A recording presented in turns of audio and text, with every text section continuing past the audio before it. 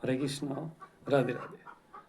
ভগবান কলিযুগেও কৃপা করেন তার ভক্তকে এবং তার ভক্তকে সমস্যা সমাধান করতে তিনি আজও এগিয়ে আসেন।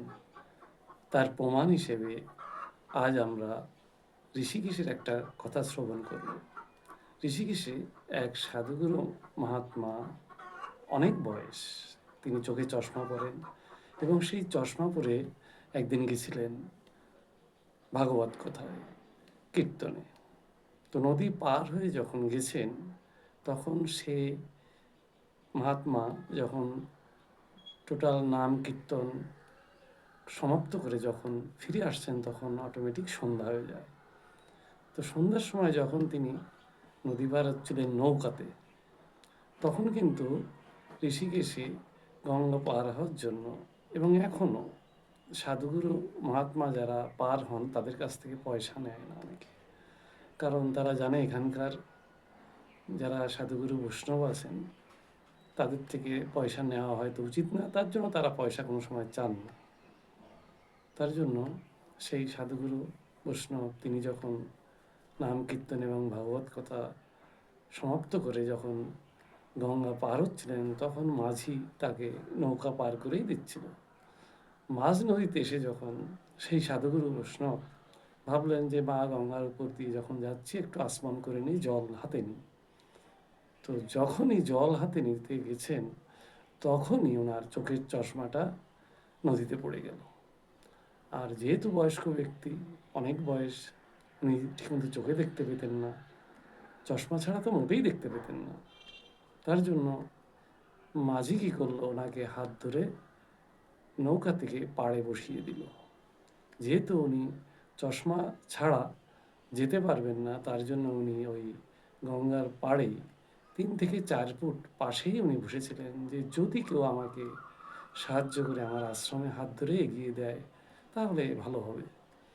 কিন্তু ভগবানের কি অসীম কৃপা দেখুন, তিনি মনে মনে ভাবছেন যে এই অবস্থায় আমি আমার আশ্রমে কি করে ফিরে যাব, যদি কেউ আসে তবে সে সাহায্য করলেই তবে আমি ফিরে যেতে পারব। তো এমনই সময় অনাদি আদি গোবিন্দের কৃপায় একটা মাছ মুখে করে নিয়ে সেই চশমা এক লাফে ওনার কোলের ভিতর পড়ল। সেই চশমাটা দিয়ে আবার মাছটা জলে পড়ে গেল। দেখুন কলিযুগে ভগবান আছেন কিনা। তৎক্ষণাৎ উনি সেই চশমাটা চোখে দিলেন, দিয়ে উনি দেখতে পেলেন যে মাছটা জলে চলে গেল। এবং দেখুন ভগবান স্বয়ং মৎস্যরূপে তার ভক্তকে কৃপা করতে এসেছিলেন। এটা হলো কলিযুগের ভগবানের ভক্তের প্রতি কৃপা।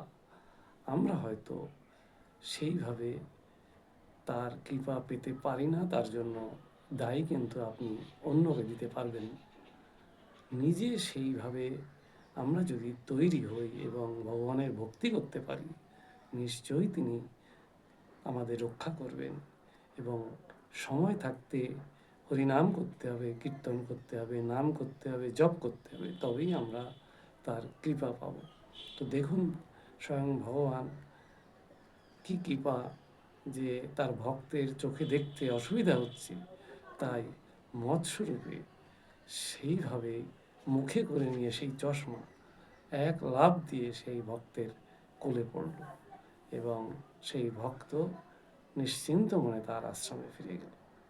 তো ভগবানের কৃপা এইভাবেই হয় যদি তার আমরা চরণ ঠিকমতো ধরতে পারি এবং তার শরণাগত যদি আমরা হই তাহলেই আমরা তার কৃপা পাবো। হরে কৃষ্ণ, রাধে রাধে, ভালো থাকবেন।